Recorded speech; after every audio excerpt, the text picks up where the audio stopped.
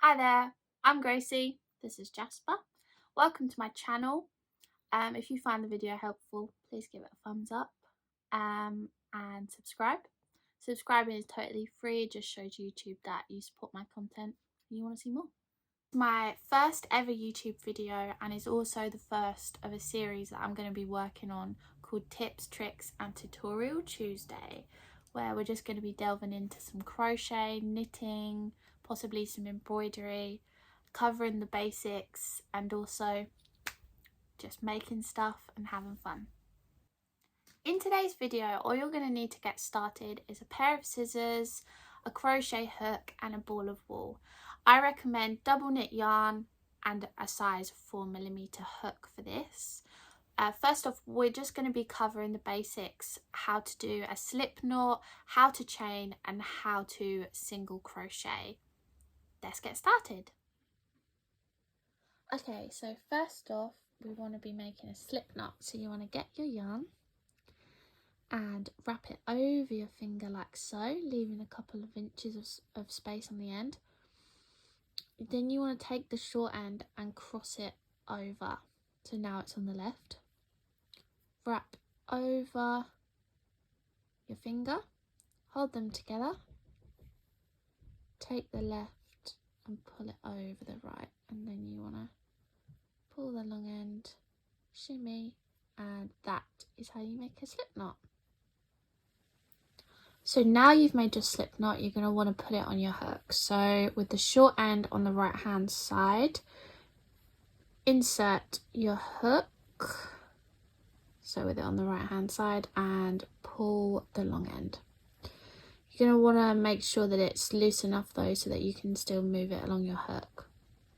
When it comes to holding your hook, I like to use the little divot in my hook, but really you can hold your hook whatever feels comfortable, just so long as you're not crocheting your stitches too tight or too loose. So if you just tinker around with how to hold your hook and what feels comfortable for you, but I like to hold the little divot in my hook. And when it comes to the yarn holding, you can really mess around with this and find out what's most comfortable for you, but I like to use my 3 fingers to kind of levy the yarn so it's not all coming through at one time, and then I twist my hand so that the yarn is, you can come through slowly, so that if I was crocheting and things like that, it's tighter so that you have more tension and that it's not all loose in your hands. So I use my 3 fingers to levy the wool through, and then I twist my finger so that it's resting on my index finger, and then I hold the bottom of my work with my thumb and my middle finger. Once you're comfortable on how you want to hold your hook and your yarn, we're going to start chaining. So it's really important when you're crocheting that your hook faces you. You can twist it from side to side, but as far as that goes, you don't want to be working this way. It's much easier if you have your hook facing you at all times. So to chain, we want to go under the yarn, hook onto it and pull it through the hoop. That is one chain. So having your hook facing you, under the yarn and through the hoop like that. That's 2 chains. Having your hook facing you, underneath the yarn and through the hoop. It's very important to have patience. It's not gonna be a first time thing. It's practicing working the yarn and also how to hold your holding your hook and your yarn at the same time. It's hard to think of all these different things if you're not used to it, all your different your hands and your fingers doing all sorts of different things. So just have patience with it. So we've got 3 chains on the hook, So face the hook facing you, underneath, twist and through the hoop. That's 4. Hook facing you, underneath, and pull through like that. That's 5 chains. So we're gonna chain 20 to start with. So meet me back when you've done 20 chains on your hook. Remember to have the hook facing you, it's much easier.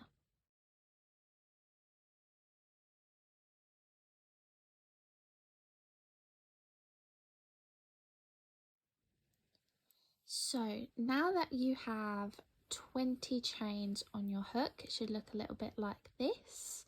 It's okay if not, it's just practicing. We're going to be working, it's quite fiddly, but we're going to try and be working this way.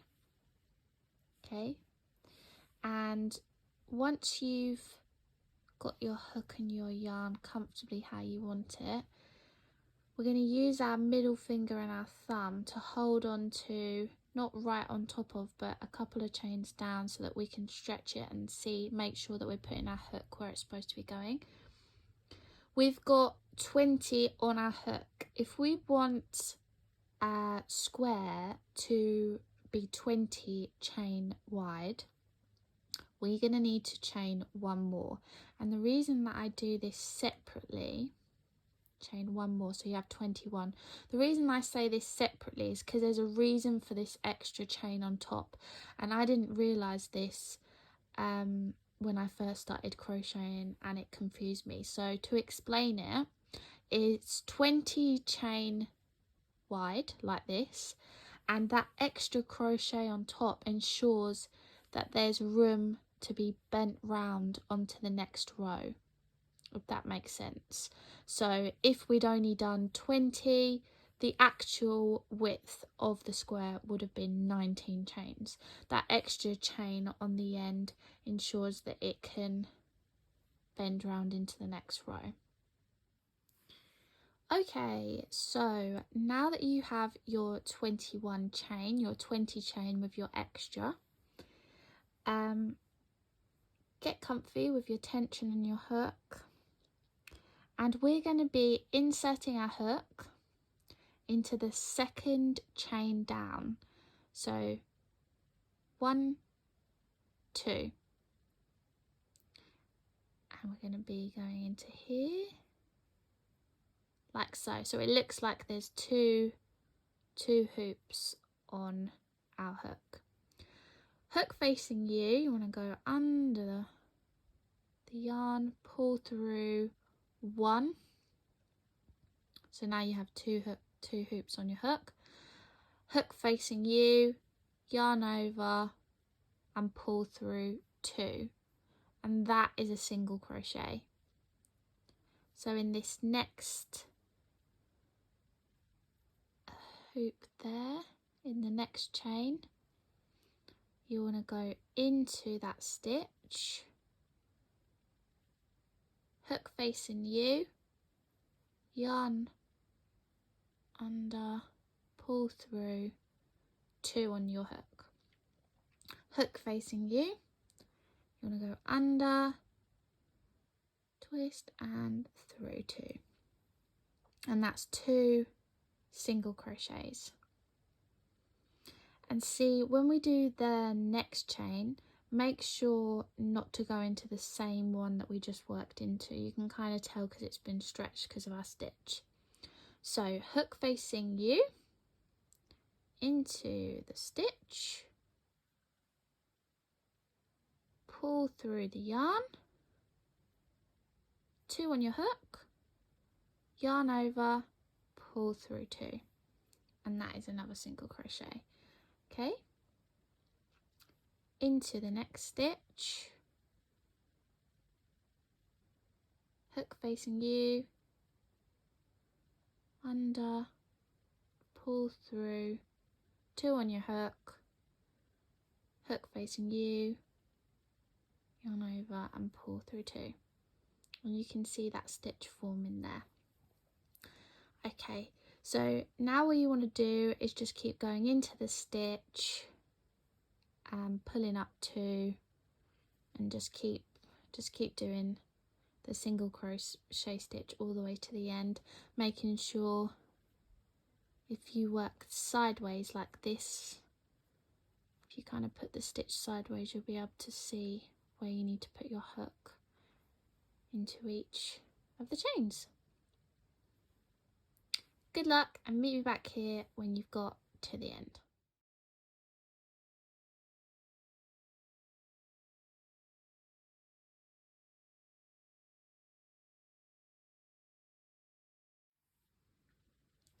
So now you've got to the end. I've left 1 chain left just to show you something. So that is a chain. I would do a single crochet into that chain.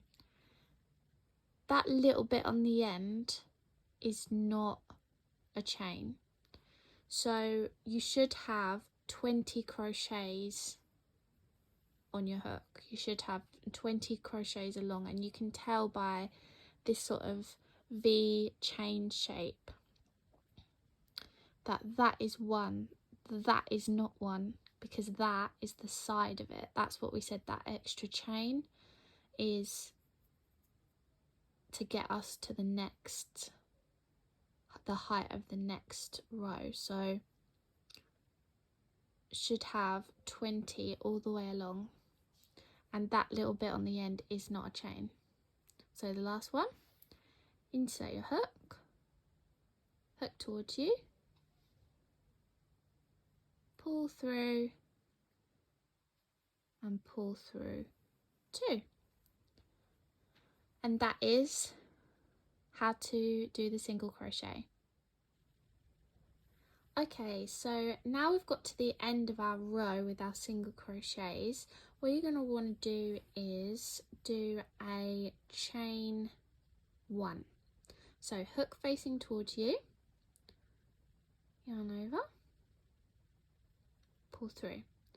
The reason we do this is so that it brings the height up for the next row. It's the same reason that we did our extra chain on our 20 chains to make the 21 to turn round into the first row.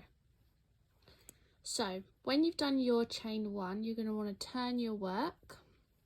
So we were that way and now we're this way. And what you're going to want to do is insert your hook into this whole stitch. So if you look underneath, there's a gap. You want to put your hook into the gap so you've got the whole stitch, both loops on your hook, they count as 1. And then hook facing towards you, yarn over and pull through the whole stitch. So you've got 2 on your hook, hook facing towards you, yarn over and pull through 2. So that's our first double crochet of this row. So you're going to want to go into the whole stitch, have both loops on your hook, hook facing towards you, yarn over, pull through the whole stitch. So then you've got 2 on your hook, hook facing towards you, yarn over and pull through the 2. Yeah, so finding the next stitch. That's why it's really helpful to use your thumb and your middle finger to hold the work horizontally, so you can easily find the next stitch, and you can pull it apart so that you can see where you're supposed to put your hook. So underneath the whole stitch with the 2 loops on your hook, hook facing towards you, yarn over, pull through, 2 on your hook, hook facing towards you, yarn over and pull through 2. So that's 3 double crochets of this row. Underneath the whole stitch, yarn over, pull through 2. Into the next stitch, yarn over and pull through 2. And the more you practice it, you won't even have to think about it. So into the next stitch, yarn over, yarn over and pull through 2. Okay, so that's how you crochet on the first row that you're on the second row that you're not doing into your chains, so that we're taking the whole stitch, not just into the middle, and pulling it apart to see where you're supposed to put your hook. Meet me back here when you've finished the row. Feel free to pause the video so you can keep up. Good luck!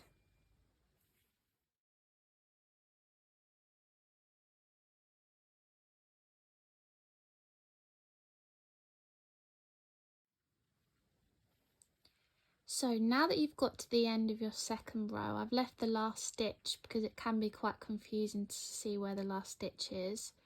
You can always count your stitches as you go, just to be making sure that you're not adding stitches or not doing stitches. Here's the last stitch here, not this bit on the end, not this V shape underneath the whole thing.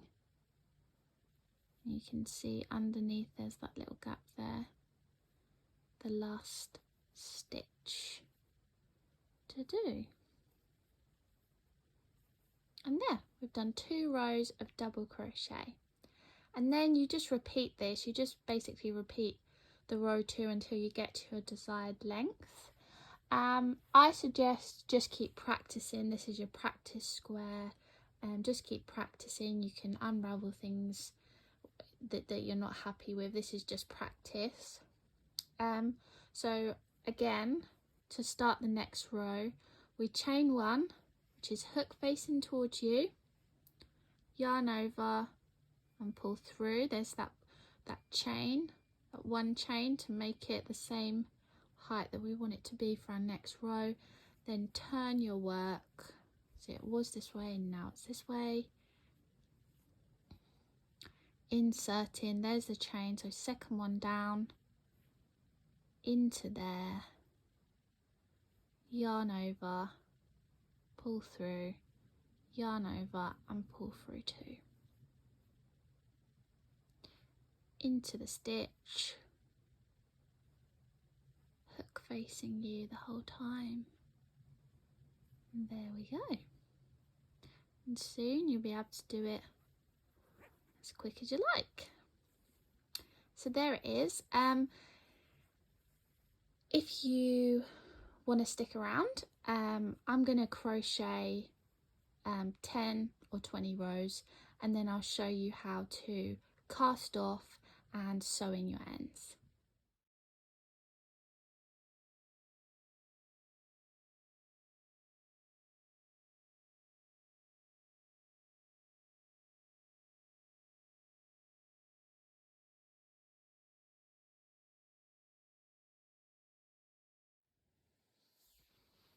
So now that we have completed the square, this is single crochet, 20 chain and 20 rows that I've done. Keep repeating that pattern of the single crochet to the end, the chain 1, turn your work, single crochet to the end, and so on. Repeating that, and you can repeat that as many times as you like. So I've made a square. You could practice and make multiple of these, sew them together and make a bag or make a blanket. But this really is just practicing, making sure you're being kind to yourself, and it doesn't have to be perfect straight off. I know when I first started crocheting, I was looking at other people's work and I was thinking, oh my god, mine doesn't look like that. But it's just practicing. At the end of the day, it's just practice makes perfect. And now I'm going to show you how to cast off. It's not like knitting where you actually have to cast off. You pull up a loop, set your hook aside. This is where you're going to need your trusty scissors. And then what you're going to want to do is just snip Leave a couple of inches to be able to sew in the end or sew it to something if that's what you want to do. And snip. And then this is very important, otherwise if you just was to pull this, it would just unravel. And that's another thing that's good about crochet, you don't drop stitches, like you can unravel it and the stitches come out one at a time, but stitches don't fall through like in knitting and things like that. So you want to get the end, get the hoop, and literally just pull it through, all the way through, and then pull it tight. You see, if you pull that, nothing's coming undone. And yeah, and that is how to single crochet a square or anything you want. That's how you to single crochet. But I mean, you can leave these long, sew them into the end of something, or you can do what I'm about to show you now and sew in the ends. Okay, so to sew in the ends, what you want to do is take your needle and thread it onto the end. It's easy if you, instead of trying to go straight to the end, it's easy if you just bend a part of the end over like that and push it through, because it can fray. And then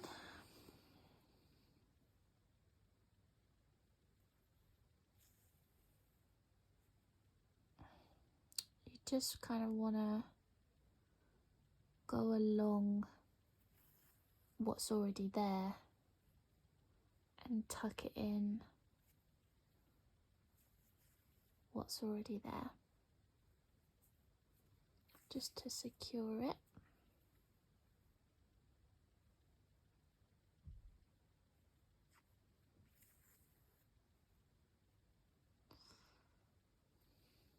I like to do a little